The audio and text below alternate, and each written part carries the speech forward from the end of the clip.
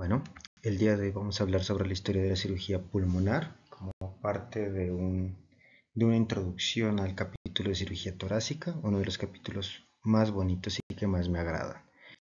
Entonces, digamos que habrá muchos religiosos que dirán que la primera cirugía del mundo, de hecho hay un artículo que menciona que la primera cirugía del mundo fue realizada por el mismo Dios al inicio de toda la creación, donde puso a dormir a Adán, anestesia, entre comillas, realizó una incisión costal, resecando una costilla y cerró posteriormente la herida para crear a Eva.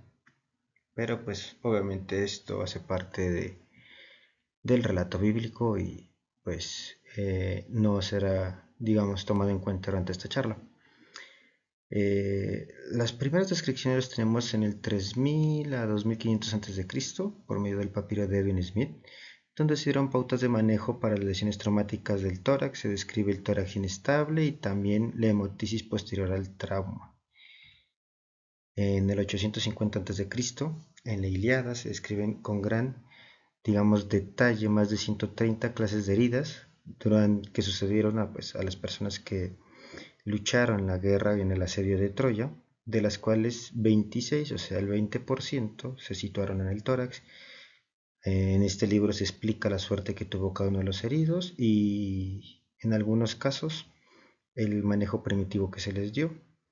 La imagen que estamos viendo es de Domenico Cunego de 1765 y muestra la frustración e ira de Aquiles al ver a Patroclo muerto al haberse hecho pasar por él. Pero del 460 al 370 a.C., Hipócrates colocó un tubo metálico fino para tener los empiemas, hizo varias descripciones de la neumonía y de los empiemas, y también hizo grandes avances en el examen físico. Posteriormente, ya digamos que todo ese periodo, desde antes de Cristo hasta después de Cristo, en este caso lo que estamos viendo es a Rolando da Favarrama en 1499. Digamos que fue como muy oscuro. Una herida en el tórax era sinónimo a muerte, o debido a las dificultades que había del tratamiento.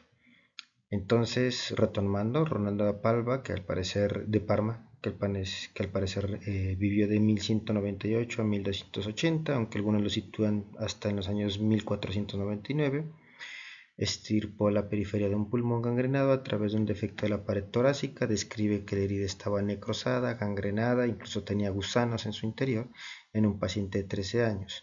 Y describió este caso en su obra práctica que se llama Chirurgia.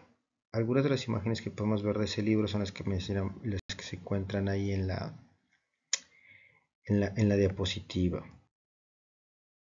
En 1674, el anatomista Nicolas Tull realizó una resección pulmonar a través de una herida torácica bajo el pezón izquierdo en un paciente que trató en Ámsterdam.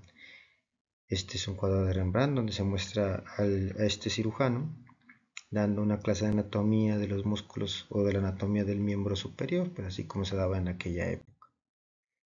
Y la verdad es que, como ya les mencioné, tener una herida en el tórax era prácticamente un sinónimo de muerte. Había muy pocos tratamientos efectivos, la mayoría quedaban con pulmones atrapados, empiemas que nunca dejaban de supurar, asociado a la falta de la terapia antibiótica. Entonces tenemos que en las guerras napoleónicas la mortalidad en una herida del tórax era del 85%, durante la guerra de Crimea la mortalidad es del 79%, y durante la guerra civil americana esta mortalidad se logró disminuir hasta el 60%, pero como nos damos cuenta, pues sigue siendo una gran mortalidad, ¿no? Altamente letal, cualquier herida en el tórax. En 1761, Leopold Auerbrugger describió el método de la percusión torácica, y este médico estaba convencido que a través de la percusión podía hacer diagnóstico de absolutamente todo. Tenía un método para percutir el tórax en el cual podía ver la localización. Primero, si había neumonía o no. Segundo, en qué pulmón estaba la neumonía. Y tercero, en qué parte del pulmón podría estar la neumonía. Y así con los empiemas, tuberculosis, etc. Y Otro personaje que apareció aquí, curiosamente, se llama Vincent Presnitz, que vivió durante el periodo de 1799 a 1851, y él describió un método naturalista. Y entonces, ¿qué es lo que consiste este método naturalista? Resulta que el señor no era médico, no tenía nada que ver con la medicina, realmente era un señor obrero, agricultor, araba su campo, y en una de esas se cayó del caballo y tuvo unas fracturas costales. Acudió con un médico de la época y, pues como ya mencioné antes, eso significaba igual la muerte. Entonces le dio ese pronóstico, que no había nada que hacer, que se devolviera a su casa a esperar su muerte. ¿Y qué pasó? Pues que él, para sentir menos dolor, hizo unas aguas aromáticas. En esas aguas aromáticas metió unas franelas, unas toallas, las escurrió y se las puso en la herida. Esto lo hizo durante 7 días y a medida que fue pasando el tiempo, se fue recuperando hasta tener una recuperación completa.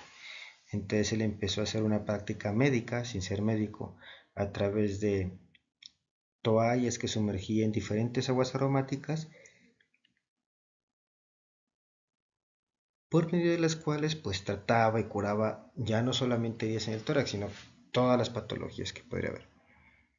Sumado a esto, en 1861 René Laennec propuso el uso del estetoscopio y en 1895 pues Röntgen descubrió los rayos X. Este es un cuadro donde podemos ver a Dupuytren, famosísimo cirujano, que fue el cirujano de Napoleón, que curiosamente murió de un empiema. Y es que mencionó lo que vemos en la diapositiva: prefiero morir en las manos de Dios que en las manos de cirujano. Obviamente, después de decir esto, murió 12 días después, pero traje a colación esto pues para mostrar lo altamente letal que era una enfermedad torácica, una enfermedad pulmonar en esas épocas. O sea, tanto que el mismo cirujano, digamos, Dupuytren, prefería que no le hicieran nada. Y ya más reciente, en 1898, tenemos el siguiente video. Se cuenta que es el primer video realizado en el mundo de una cirugía torácica general. Es el doctor Alejandro Posadas, argentino, en el Hospital de Clínicas. Está operando a un paciente con un quiste diatídico. Cabe resaltar que el doctor Alejandro Posadas es un doctor de gran nombre a nivel de la cirugía tórax a nivel de Latinoamérica. Inventó muchas técnicas para las cuales tratar el quiste diatídico. Y lo que podemos ver, aparte pues de la mala calidad, digamos, debido a que es la primera cinta así médica de un procedimiento quirúrgico, es que están sin guantes. Este video no está a más revoluciones de las que debe tener. Necesitaban operar muy rápido porque nos podemos dar cuenta, por ejemplo, en este momento atrás está el anestesiólogo poniéndole gotas de éter al paciente para seguirlo anestesiando, pero esto le daba pues muy poco tiempo para poder hacer el procedimiento. ¿Qué hacían en esa época? Prácticamente suturar el pulmón de la pared torácica, resecar todo el quiste y dejar casi que el tórax abierto. Y pues era así como se hacía en ese momento.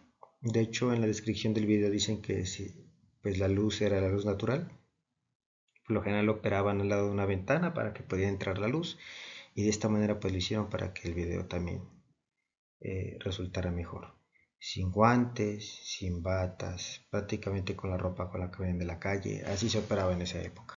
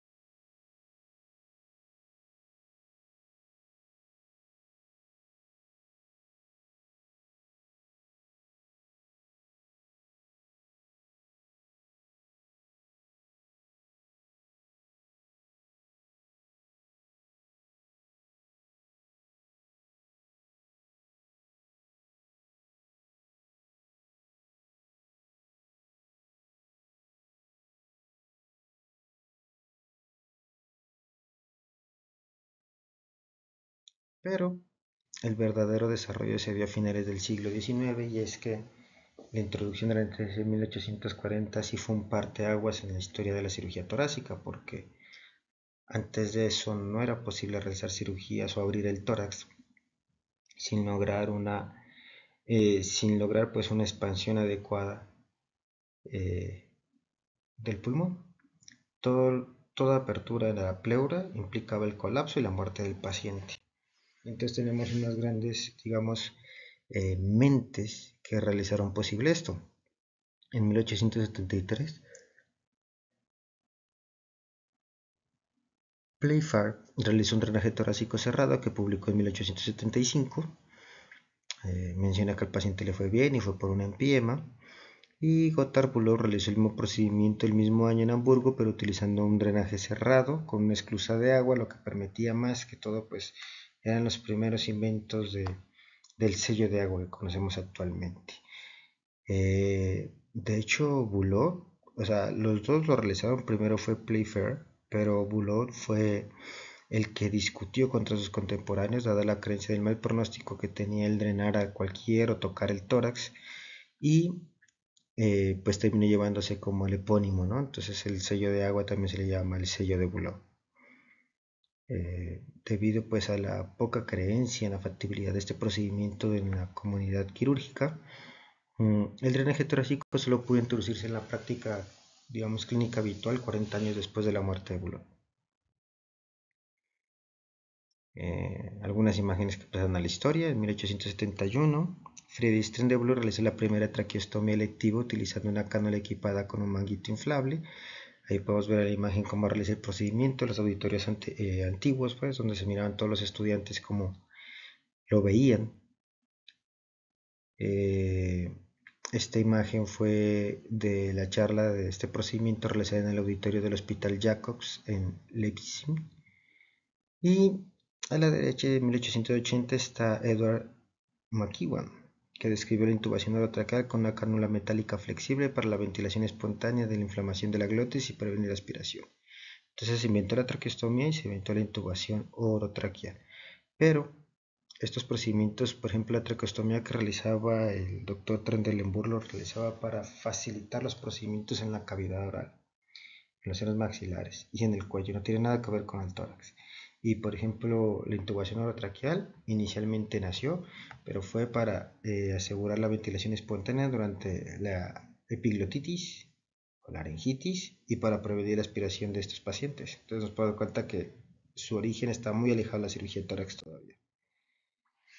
En 1821 hay digamos, imagen de un procedimiento que fueron los primeros reportes casos sobre la toracotomía en el mundo, y menciona lo siguiente, que a las 4 horas del 4 de marzo de 1821 el cirujano estadounidense Milton Anthony realizó pues la resección pulmonar. Se menciona que fue una resección atípica, se antecedió de una toracotomía planificada, eso fue realizado en Filadelfia, y se la realizó a un paciente de 17 años que se llama Elmont Hallen, que había caído de un caballo 2 o 3 años antes, con fracturas consecuentes de la sexta costilla derecha, y tenía una equimosis torácica. Esta equimosis y la fractura después desencadenó en un absceso crónico que en el momento de la consulta pues había comprometido la vitalidad, estaba demasiado postrado, tenía disnea en reposo, y cuando realizó el procedimiento describe que encontró la costilla completamente destruida, así la describe, destrucción completa de la costilla, de la cesta, y pues el cirujano decidió abordar sin ningún tipo de anestesia, sin ningún tipo de ventilación, nada, así en la cama del paciente mediante una incisión que inició del esternón y la prolongó aparentemente, porque no se describe en el artículo original hasta dónde la prolongó, a lo largo del quinto espacio intercostal. Resecó la mitad de la sexta costilla, la mitad anterior, y un segmento de la quinta, drenó un enorme exceso y gran parte del parénquima desorganizado del pulmón derecho, Obviamente con mucho cuidado, pues para no generar hemorragia en esa época, pues literal, el paciente estaba completamente despierto. El paciente se menciona que sobrevivió a la cirugía, pero falleció el 11 de junio del siguiente año debido a que tuvo recurrentes infecciones del sitio quirúrgico. Entonces, pues podemos darnos cuenta lo increíble que hacían los cirujanos de esa época, ¿no? Así sin, digamos, en caliente, como diría cualquier persona. Pero entonces fue en 1884 cuando Rudolf Ulrich Crowley realiza la primera resección electiva, no ha sido urgencias como anteriormente vimos, en una mujer de 19 años, esto por un sarcoma metastásico del pulmón, y después fue seguido por muchos cirujanos que reportaron resecciones, en 1885 Rudpin, en 1887 Kinkle, en 1897 Tuffier, en 1898 Murphy. Entonces todas estas resecciones eran por TBC. Entonces en esa época realmente lo único que tenían para tratar la tuberculosis era prácticamente quirúrgico, no había antibiótico, no había nada, entonces lo que hacían era generar neumotórax y después resecar lo que pues ya no funcionara. Y pues seguimos con el desarrollo de la ventilación mecánica, ¿no? Entonces en 1893 Victor Eisenmenger describe una cánula de metal equipada con un globo inflable que impedía, digamos, la broncoaspiración, y es la que vemos ahí. Y la construyó principalmente para ayudar a los pacientes pediátricos que sufrían, digamos, de sarampión. Eh, Posteriormente, en 1895, Alfred Christian construyó el primer laringoscopio. Autoscopio le mencioné en ese momento, se basó en los cefagoscopios de la época y lo sustituyó la laringoscopia indirecta que se hacía antes. Entonces ya era posible ver las cuerdas vocales y pues poner el tubo endotraqueal a través de ellas. En 1894, Odiwer creó un dispositivo con el cual no solamente podía realizar la intubación endotraqueal, sino realmente realizar también la ventilación. Y pues lo utilizaba para tratar pacientes con dificultad respiratoria por difteria. Entonces tenemos que ya se inventó la laringoscopía directa y también una forma de ventilar a los pacientes. En ese momento no estaba ninguno de los dos procedimientos relacionados, pero posteriormente iba a ser. Fernando Sauerbach es una de las grandes mentes en la cirugía torácica.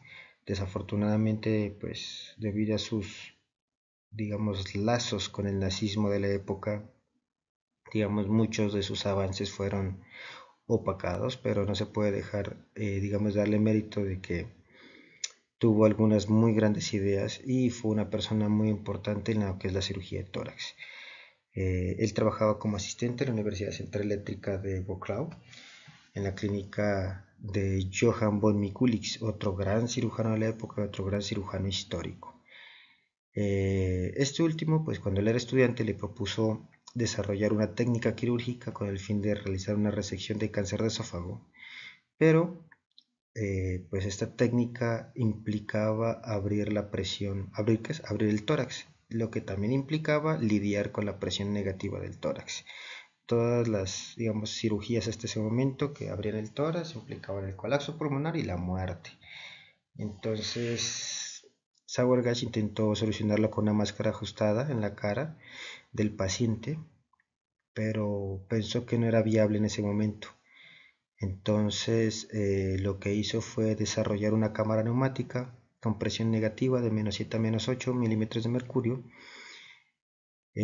donde, digamos, primero, digamos, lo diseñó en perritos, así como lo vemos aquí. Entonces había una presión negativa, el cirujano metía sus manos y se dio cuenta que podía operar sin que los pulmones se colapsaran. Y pues siempre tenía en mente la frase que le dio su profesor, y es esta que le dijo el doctor Mikulicz: cientos de miles de personas mueren de tuberculosis pulmonar porque aún no sabemos operar el tórax. Posteriormente esta idea le evolucionó a una cámara completa de presión negativa que presentó en el Congreso de Cirugía de Berlín de 1904, lo cual causó una gran impresión, pues hasta entonces nadie había podido operar un pulmón evitando digamos, el colapso pulmonar, y consistía en una cámara donde todo el cuerpo excepto la cabeza del paciente estaba dentro. La cabeza estaba afuera porque pues iba a estar el anestesiólogo ahí dando anestesia, y el cirujano entraba con un traje especial para evitar también la presión negativa y pues operaba. Obviamente pues esto estuvo muy difícil de utilizar, casi nunca se utilizó, necesitaba muchos implementos, era incómodo para el cirujano. Curiosamente, en 1907, que fue, digamos, eh, Bauer presentó, y digamos fue lo que posteriormente se popularizaría, la idea que él inicialmente desechó, que fue la de una cámara cefálica con sobrepresión. El problema es que esta cámara pues tenía el problema de la aspiración gástrica y la incapacidad para manejar las secreciones bronquiales, debido a que en el momento que quitaba la máscara pues perdía la presión, la expansión pulmonar, ¿no? Sin embargo, curiosamente al final del tiempo pues nos damos cuenta que esta idea de Bauer, que fue la primera idea de Sauerbach, fue la que perduró en el tiempo, ¿no? Estas cámaras de presión negativa pues realmente ya nadie las utiliza. Y pues llegó la Primera Guerra Mundial y el doctor Sir Ivan Magill, en algunas bibliografías lo mencionan que junto con el doctor Edgar Steinle introdujeron la intubación orotraqueal en la práctica habitual, y en 1932 pues Ralph Waters realizó la primera ventilación selectiva usando una cánula de 2 manguitos, que pues para ese momento era un gran avance debido a que solamente se puede hacer ventilación orotraqueal con los dos, pues, a los dos pulmones, ¿no? Entonces ya con, digamos,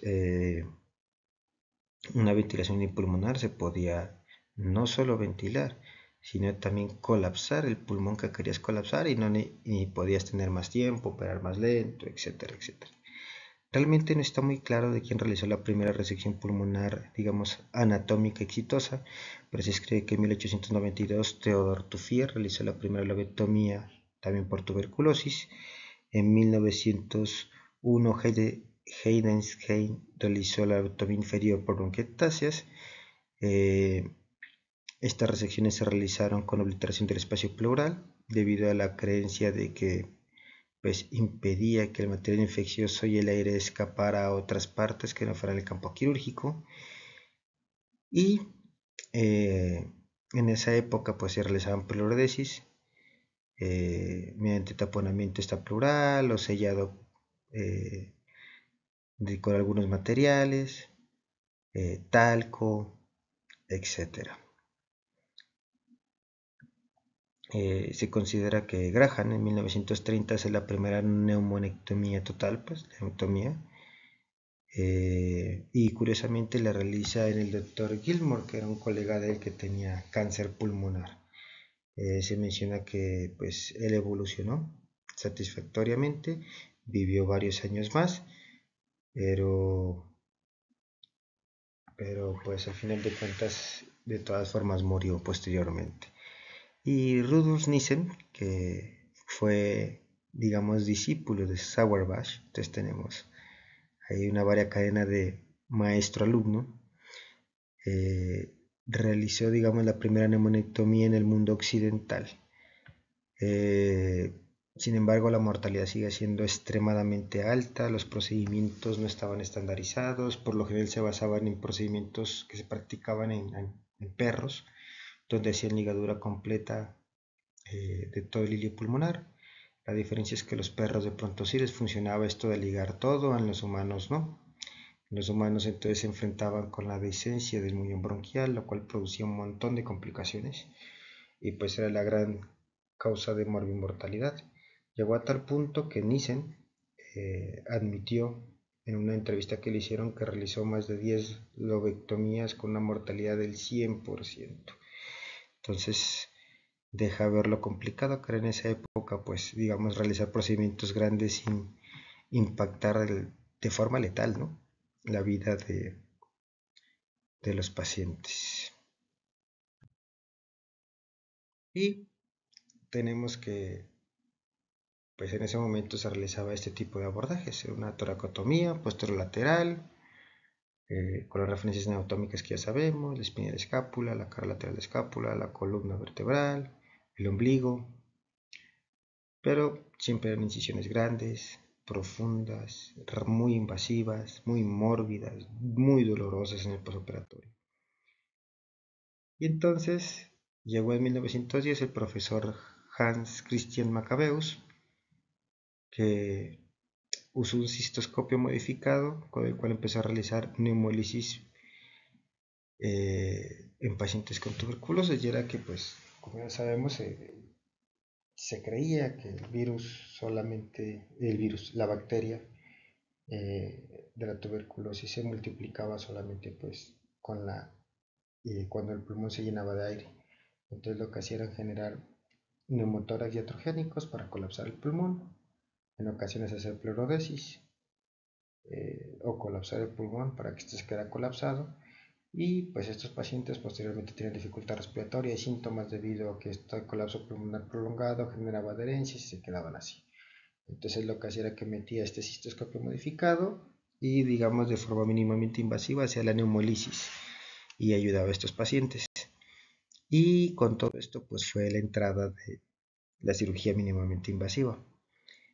Digamos que si hablamos de las primeras lobectomías toracoscópicas, tenemos a estos dos, digamos, ilustres doctores, el doctor Ralph Lewis y el doctor Giancarlo Roviano. Los dos en 1992 describieron la lobectomía mínimamente invasiva, y lo que incluía era que era una toracotomía, pero un poco más pequeña, por la cual metía una engrapadora, pues para ese momento ya había sucedido todo esto del desarrollo de las engrapadoras, y realizaba pues el grapeo.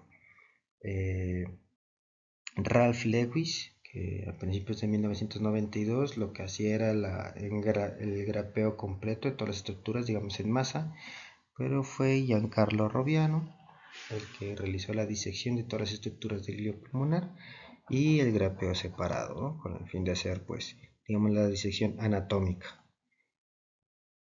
Y pues empezaron a generarse ya con los equipos laparoscópicos lo que son los trócares, y pues se desarrolló la técnica mínimamente invasiva como la conocemos hoy. Eso fue realizado en los 90 y a principios de los años 2000. En esa época yo creo que la persona más, digamos, relevante es Robert McKenna, y es que él popularizó y amplió mucho lo que es la cirugía mínimamente invasiva. En ese momento pues la toracoscopia se realizaba por varios puertos, en este caso 3, pero llegó el doctor Thomas D'Amico y lo que él se dio cuenta es que se podía realizar, digamos, la misma cirugía que se hace con 3 puertos, pero con 2, y pues dada la facilidad de realizar toda la cirugía, pues digamos que empezó a adoptarse esta cirugía biportal. Hasta que llegó el doctor Gaetano Rocco. El doctor Gaetano Rocco yo creo que fue el primer cirujano que realizó realmente una cirugía uniportal, pero pues él lo único que hacía era resecciones en cuña. Estas resecciones pues con el fin de quitar o hacer biopsias de algunas lesiones, y lo describió en el artículo que podemos ver ahí. Esto fue en el año 2004, pero no hay duda de que el que difundió toda esta parte fue Diego González Rivas en el 2010. Él lo que hace es que se va a entrenar con cirugía biportal y se da cuenta que realmente se le facilitaba más poner la cámara en el puerto auxiliar en vez del óptico, y porque tiene una visión más amplia del ilio, y posteriormente se le ocurrió meter las mismas piezas de disección y todo por el mismo puerto de la cámara, y con el tiempo se dio cuenta de que no eran necesarios 2 puertos, que con uno tenía suficiente, y pues empezó, digamos, la era de la cirugía uniportal. Entonces publiqué este artículo donde hace una lobectomía. En ese momento era la lobectomía superior derecha. Ya digamos que se creía que era muy difícil realizar otro tipo de procedimientos, pero con el tiempo pues se diseminó completamente. Se dieron cuenta que pueden hacer todo tipo de procedimientos. Actualmente se puede hacer todo, literal todo, por mínimamente invasión.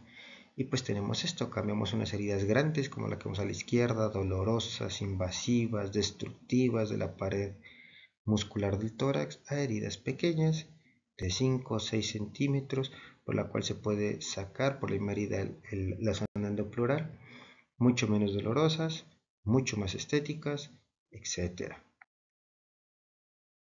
Pero ¿qué siguió? Pues la cirugía robótica, y es que pues llegó el boom de la cirugía robótica y pues el tórax no iba a quedarse atrás.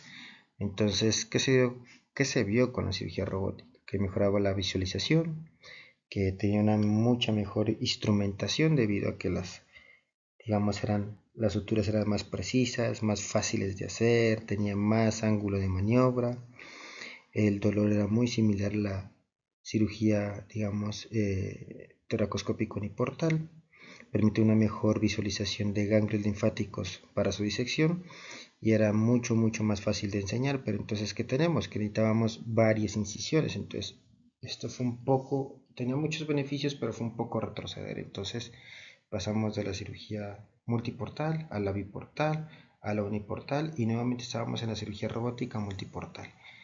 Pero ¿qué pasó? Pues llegaron, digamos, eh, invenciones como esto. Aquí tenemos el robot Chirui.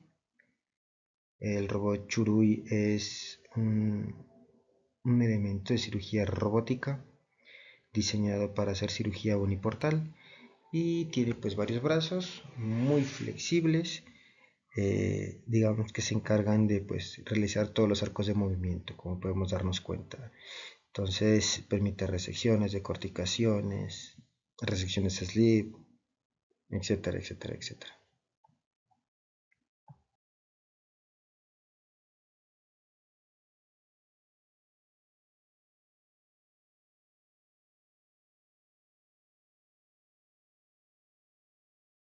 Y pues el mismo Diego González Rivas posteriormente se inventó estos trocares.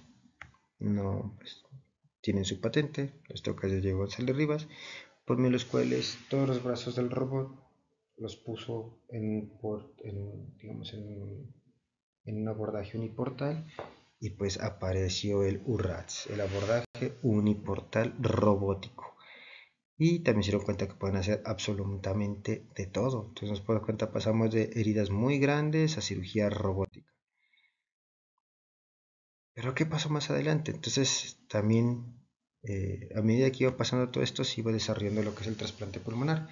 En 11 de junio de 1963 se realizó el primer trasplante pulmonar, resultando en la muerte del paciente a los 18 días por edema pulmonar, parecer. En 1980 se habían reportado más de 38 trasplantes a nivel mundial. Solo 2 pacientes habían logrado una sobrevida mayor a un mes. El 7 de noviembre de 1983 el primer trasplante exitoso tuvo lugar, con una sobrevida de más de 6 años, pero pues aún sigue siendo, digamos, bastante pobre. Y tenemos este video que lo extraje de la cumbre de cirujanos torácicos del año pasado, donde podemos darnos cuenta de una de las cirugías de trasplante realizada en Bélgica en 1968 y nos podemos dar cuenta cómo era el procedimiento. Entonces, al igual que antes, una toracotomía o una incisión de Cranchel que iba de un lado a otro del tórax y pues todo muy grande, ¿no? Una herida muy grande, dolorosa, recuperación difícil, una tasa de, digamos, de éxito muy baja, ¿no?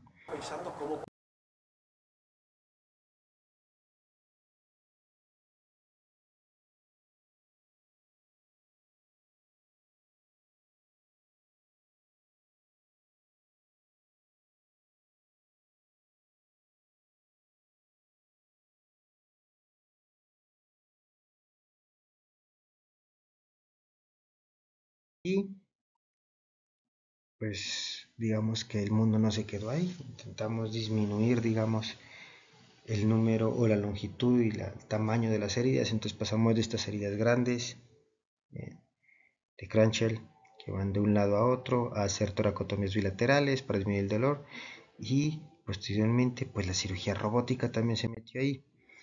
Entonces, ¿qué tenemos, digamos, de enseñanza con esto? Y es que siempre se debe pensar hoy en cómo hacer mejor las cosas del día de ayer.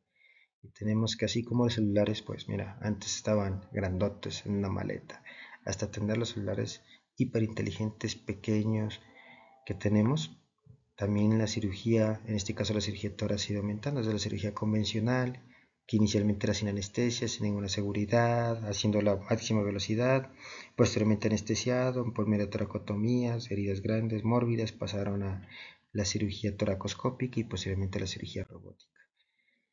Y pues ahí no se queda, ¿no? La tecnología va a lo que es la tercera dimensión, a que el cirujano pueda tener, digamos, reconstrucciones tridimensionales en tiempo real para explicar incluso a sus pacientes en la consulta, planear las cirugías, o lo que es más, la cirugía mínimamente invasiva con vista en tres dimensiones, debido a que pues uno de los defectos que tiene la cirugía mínimamente invasiva en muchos de sus, digamos, plataformas es que solamente te da dos dimensiones, entonces la percepción del fondo es muy difícil. Entonces se están creando ya estos lentes.